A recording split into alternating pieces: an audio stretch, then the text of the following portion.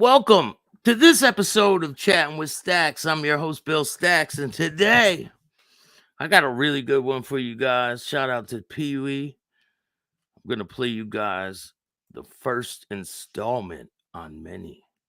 So there's a lot that goes into this interview, and I just wanted to jump on here and say what's up to a few people. Shout out to everybody that gave me birthday wishes. I appreciate you. Maureen, what's going on? How are you? You guys are really going to enjoy this interview. It's pretty in-depth. So it's 3 hours long. But I'm not playing the whole 3 hours here. There's a lot of really good stuff. And make sure you guys check out PeeWee's website. He's got his book there. He sells shirts. And there's a lot of great stories on the way. What's good with everybody? And I will be back with Sonny tomorrow. And we will have a great show for you guys. There's a lot of craziness going on. Lewis, how are you? There's a lot of craziness going on, and you know we got to cover it and break it all down for you. But we're just spectators. But I'm going to bring you guys quality content regardless of what them other people do. You know, we don't care about them.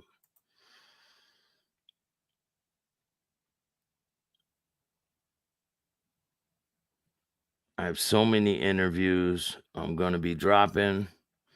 I just been getting them together. And I think I'm going to pull back on dropping so much content.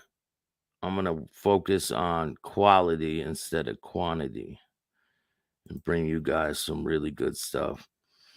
But there's a show dropping tonight at 11 o'clock. Bath Avenue Crew Extortion. You don't want to miss that one with Punch. I don't even know how to say his last name. Good. Stamamarovic or something like that. Shout out to Punch. And then I got the part 3 of the Albanian Mob. So you guys are going to enjoy that one. Hey, Maha Magic, how are you? Nick, happy birthday, Staxx. Best to you. Thank you. What's up, Paul? How are you? I appreciate all the birthday wishes and support. It's crazy on Facebook. A lot of people reached out. A lot of people been sending me messages. I really appreciate it.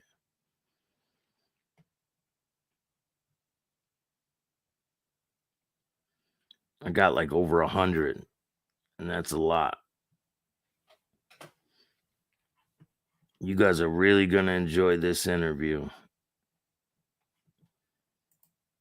I have so much to do. And I'm working on Uber Mafia. 21 today, yeah, I wish. 45, man.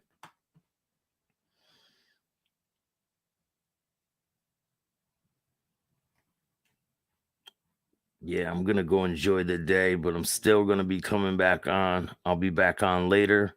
Here, I'll show you guys a couple shots from the Uber Mafia shop. I wish I could show it to you guys now, but I just can't. Can't do it. It's too much going into this. We got some pretty big investors. And they believe in the project. So I'm going to bring them the best content possible.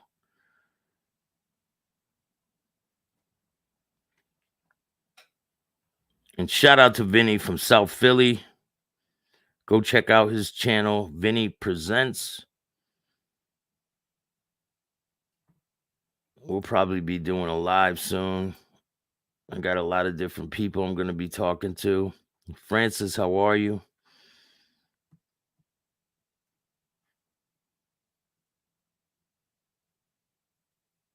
Keep up the awesome work. Of course.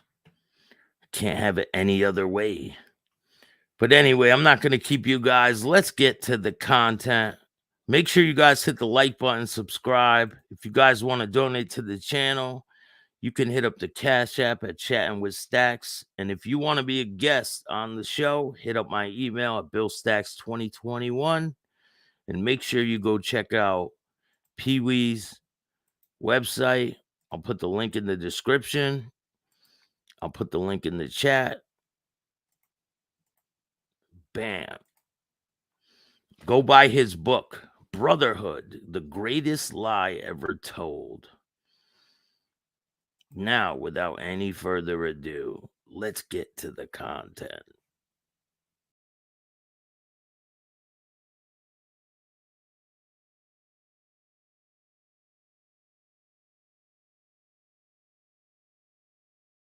Prospect for 14 months.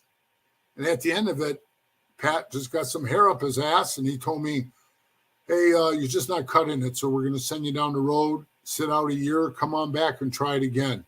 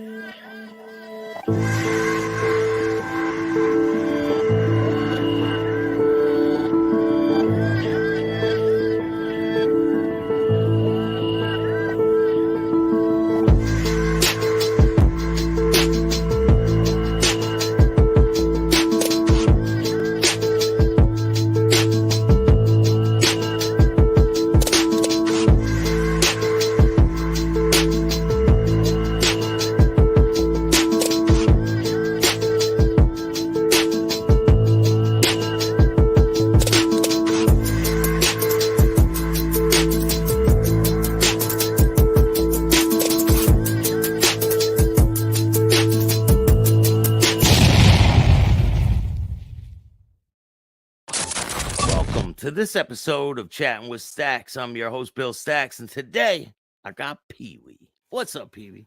What's up, Staxx? How you doing? I'm doing good, man. Yeah, things are great over here. I'm excited to have you on. Been anticipating this. Thank you. Yeah, you have a really interesting story. I wanted to bring it to the people. I seen you on with Mooch and a couple other people, and I was like, I gotta talk to this guy. Mooch is a good guy. Yeah. You know, and it was funny how I reached out to him because him being in the club he was in and the club I was in, I mean, we hated each other, you know? Yeah. Even though I personally didn't know the man at the time. And then I saw him do an interview with that Rick guy. And then he did an interview. And I just wrote on the bottom, I said, hey, Mooch, you're a good speaker. You know what I mean? It was a good podcast, and I enjoyed it. And then he reached out to me, and I reached back to him, and then bam, bam. Now we talk all the time, every day. Yeah, I've had him on twice. I've had him on. Yeah, great kid. He's been through a lot too. Yep. Yeah, he has. And it's funny, you know, because he even said, he goes, man, our worlds are like almost the same. How we ended up like in the clubs we ended up, and then just to hate each other because it was the thing to do for the club, you know? That's one of the questions I got for you. So when you join this club, do you assume all the beefs that they have? Yeah. No matter what, doesn't matter. Yeah. And yeah, that's exactly the way it works, brother. It's crazy because, you know, I come from the Midwest. I was born and raised in Milwaukee, Wisconsin. So Milwaukee's all outlaws. You know, they're the dominant club there, and they got a bunch of charters all over Wisconsin. But they're the big 1% club. They run Milwaukee and the state of Wisconsin, so they're pretty big there. And I've been around them, so you know, I had a couple of them that were really honest to God, good friends of mine. You know, that I'd actually go to their houses and visit them and talk to them, but the majority of them I didn't trust, you know what I mean? And I didn't feel comfortable around them. You know, you always felt like something was going to go down, you know? So I was just looking for something bigger and better, man. And I was in a Sinners motorcycle club when I first got into motorcycles. It was probably the end of my 20s. I got involved with the Sinners Motorcycle Club, and I was there about 10 years. And man, when I first saw my first Hell's Angel standing there, I was like, that's what I want to be, man. I saw that patch and I was just, I want to be that. But the funny part is, what we're getting back to with the Mooch is, you know, he did the wrestling in school like I did. You know, I was a state champ in wrestling. And so we both did the high school wrestling. He's still in the jiu-jitsu, but he's a lot younger than me, you know? Yeah. And the martial arts and all that stuff that I did that. Oh, I only did that, to be honest with you, Billy, because I like to box. You know, I started boxing when I was 11. So I got hands, right? So I could throw real good with anybody. So the guy goes, why don't you let me teach you how to kick? And, you know, come on, bro. I was at the time, you know, 6'8", 450 pounds. I was like, I can't kick. Yeah, you can. Boy, he had me so loosen up and kicking and kicking. I was kicking over my head. I was, you know, giving those wheelhouse kicks to people in the side of their face, and I couldn't believe I was doing it. You know, it's like an extra weapon you got. You didn't even know, right? Now I do it. I tear my groin out, be laying on the ground. Yeah, you think you can do it, but your body tells you no, right? Right. There's a time where it cuts it off, but your brain keeps telling you, I got it, man. But yeah, so that's what me and Mooch talked about. Pretty much, you know, like we had the same interest in the same shit that we liked, and it's weird how you go different paths. And now we're out of that element, and we're friends. I'm sure that pisses a lot of people off, but I don't care, man. You know, I don't care what anybody thinks, really, to be honest with you. Yeah, you dedicated your life to this club, right? I did. And I did. I mean, what you were the president of the Sinners, weren't you? Yeah, for 10 years. So what made you leave there? Because weren't you dedicated to the Sinners? And how come you didn't try to do a patch over? I was just curious, because when I watched the documentary on you, they said that you were kind of pushing back when you were doing your prospecting phase, because they thought that because you came from being the president to you didn't want to prospect.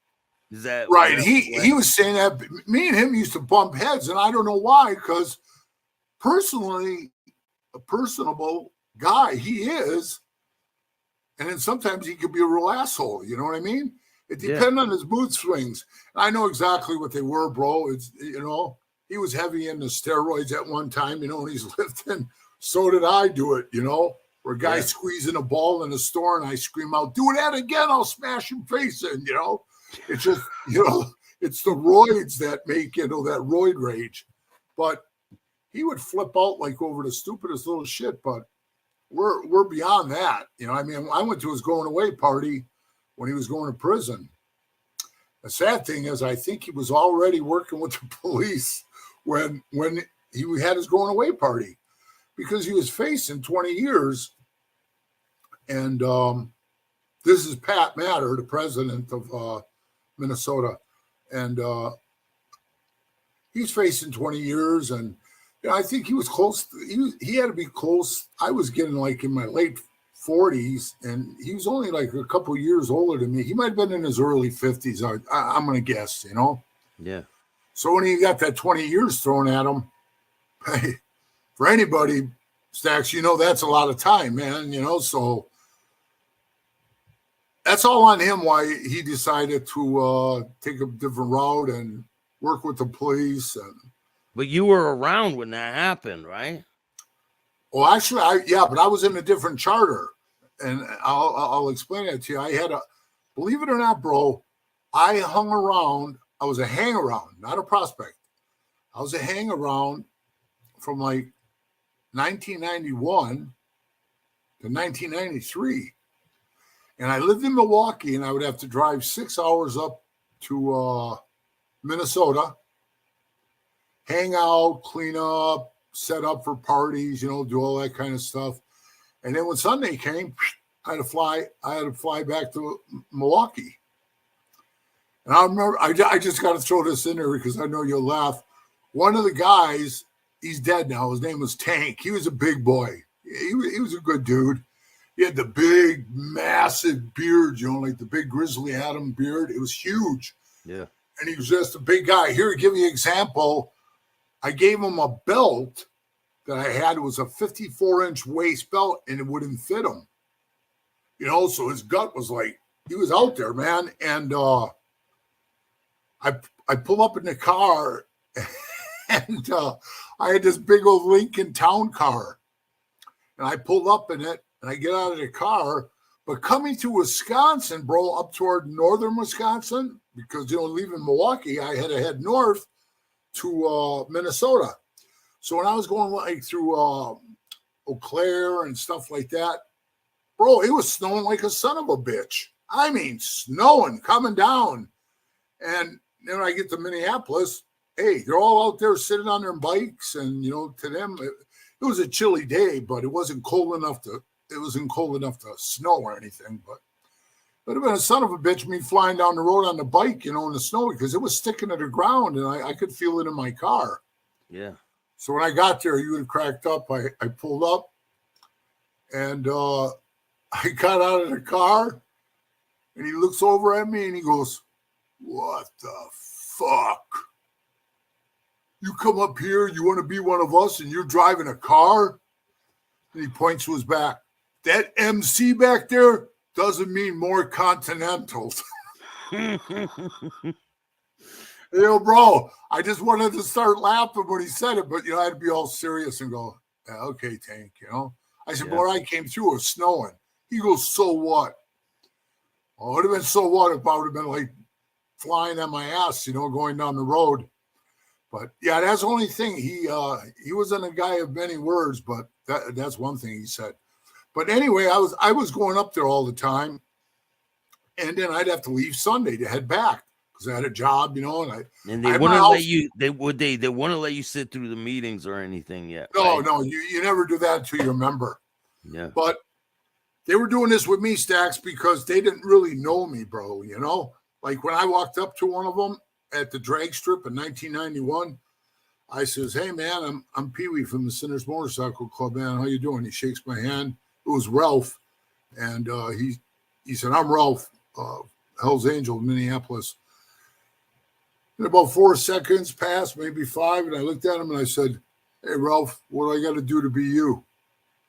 And I had my sinner patch on when I said it, because it wasn't that I didn't like the Sinners anymore, bro. It was that I outgrew them. You know what I'm saying? Like, I don't want to make it sound like my head's getting too big, but I outgrew them. I was the guy that was like getting all the designer shirts, with the Sinners down the sleeves, all embroidered, and the embroidered shirts with the patch on the back. Yeah. When these guys before didn't even have T-shirts. You know what I mean? All they had was their patches. There was only 10 of them.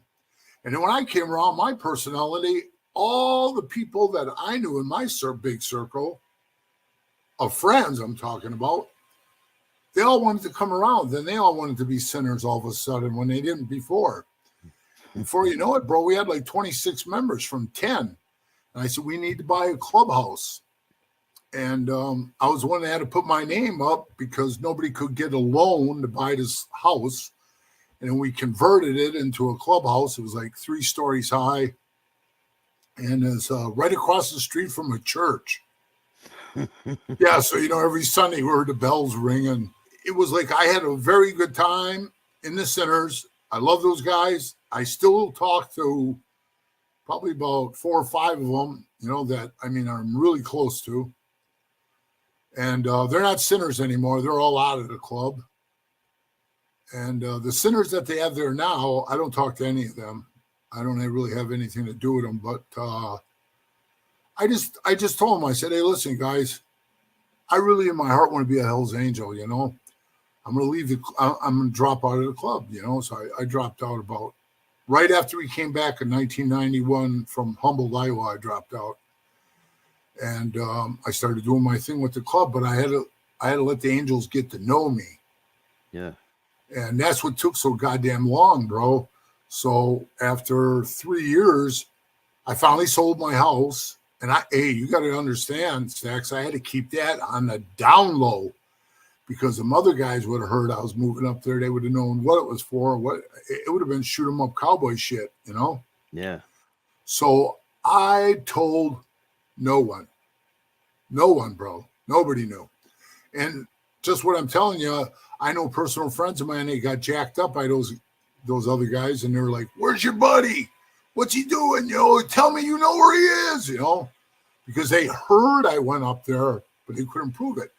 Now, at the time, I just won 1993. I just won the super heavyweight kickboxing championship, right? So I got the belt, the whole thing. It was peanuts, bro. $10,000, man. Those guys are making like in the beginning 60,000 now, shit like that. Yeah. But this is 1993. I get 10 grand and woohoo! I was Back rolling. then, that's a lot of money. Yeah, yeah. With that being said, I just got done doing that, and they called me up and they said, I already moved to Minnesota. I moved there at the end of April. I started prospecting May 4th of 1994. And then they called me up and they said, "Hey, we need you for a fight. You're going to fight a guy for a world title shot, a guy from Poland." And I was thinking, Staxx, man, how am I going to get from the car to the arena, you know, without getting shot? I mean, it was that serious, you know, because the first year I prospected in 1994, yeah, I went to 3 funerals. So were there things going on in the club while you were prospecting? And did anything happen that made you like, damn, do I really want to do this? I'll tell you, it's funny that you asked me that. The first thing was like some of the little petty shit. You know what I mean? When I say petty shit, is like, can you possibly imagine me saying this to you? You know, like calling you in and telling you, "Hey, Bill, there's no way you're ever going to be a Hells Angel. You just don't have what it takes." And you're standing there thinking, what did I do? And he lays this on me. I come in here, want a cold beer, and the cooler isn't stacked full of beer. Shows me that you don't have what it takes to be in this club. I'm thinking, what the fuck? You know? Hey, ask me to fight, shoot him up with somebody, get down, do whatever I got to do. And you're whining and pissing to me about some beer in a cooler? I guess I ain't cut out for this, you know? They take the beer serious then, huh? Right. And it was just like stupid shit like that, bro. But why I was prospecting, there was people, one guy, Roger, he got blown up, you know, put a bomb on his truck. He had a tow truck company and he got in, turned it, boom, blew his legs off, you know. He lived. He's still in the club. Wow. And they put his leg back on. The other one was just like half ripped off. They killed Monty. He owned a bike shop in Rockford, Illinois. They shot him up like pretty bad, you know, like 20 times. And then there was another guy named Jack Castle, whose nickname was 4x. You know, he's a little short guy, so 4x4. And he had a really cool chopper with a real long front Springer on it. It was old school, bro. Definitely old school. It's on a calendar that Mel Chancey's on. That's 4x's bike. They put it on the calendar. And he got his head shot right off with a M30, you know, like a rifle, and they blew his head off. And those were three funerals that I went to the first year. Now, what happens when something like that in the club happens and you're a prospect? What happens? Do they tell you like, watch your ass? Do they have a meeting about it? They got meetings, but they don't draw us into them. You gotta like think for yourself, bro. Think outside the box, you know, like, hey, keep your eyes open, look around. And believe me, bro, we were all looking under our cars with mirrors on sticks, you know, for bombs. Yeah. And then Pat's truck, they parked down on the freeway was behind the shop, the bike shop. And next to him was a wood shop where they made cabinets and countertops and shit like that. And if you went to the very back of the yard, then there was a big fence. And if you went over the fence, There was a big green grass hill that you went down, and that was the interstate down there. I think it was like 35, Highway 35. And it was a popular highway. And I think what they did is they pulled up there, they stopped, the guy ran up the hill, jumped over the fence. I couldn't believe it, you know, he had to. And then, unless they handed it to him over the fence, because it was a mercury switch, you know, bomb, you know, when you shake it, as soon as you move the mercury, it sets it off. So I don't think he jumped over the goddamn fence with it. Or maybe they set it once they got over the fence and set it. Yeah, right? You're right. You're right. They probably did that. Like I said, I'm no bomb maker. So they put it on his truck. And, you know, thank God it didn't go off. You know, Pat was inside there, and I'm pretty sure he had his son with him, you know. So did he find it? Did he find it on the truck? Here's what happened. They dropped next door. They dropped a container, a big garbage container, one of those big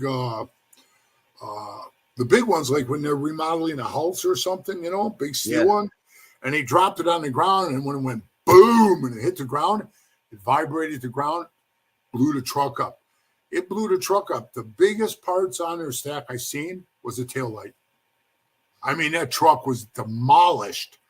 And I guess a guy came out to smoke a cigarette from the cabinet shop, and he saw the guy running. And when the bomb went off, the percussion knocked him on his ass.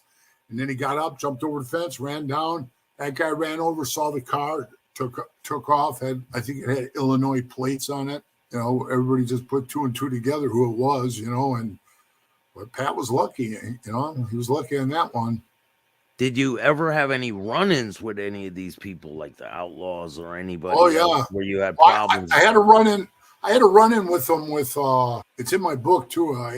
We had a run-in with them at a Easy Riders show in Chicago. There's about 90 of us there. There was, I don't know, probably 50, 60 of them. And they're walking through there, and they're all like hanging together in a big group, and you could feel the tension. You could cut it in the air with a knife, bro. What they did was, it was like a little bridge. We were on the second floor where the bars were. Yeah. We were standing up there, and you had to go over this little walkway bridge to get to the bar. Well, they wanted to go to it, but they didn't want to walk through us, you know. So they sent this military support club, veteran something. I don't even remember the name of it. It wasn't Vietnam vets or nothing like that. It was some other vet club or whatever. And they come walking. And they were pretty ballsy the way they were walking. You know, they were kind of like, well, we don't give a shit, you know, and they come walking. So they got like right in the middle of us, and then we just started pounding on them, you know, and it was crazy, bro. I mean, I was kneeling as one guy, and I'm boom, boom, giving it to him in the jawbone. And, you know, I can hear this like hideous gurgling sound. And I turn back and I look. There's another guy who was in the club. He's not in the club anymore, but he's in prison for the rest of his life for a different murder. He's down there sticking this guy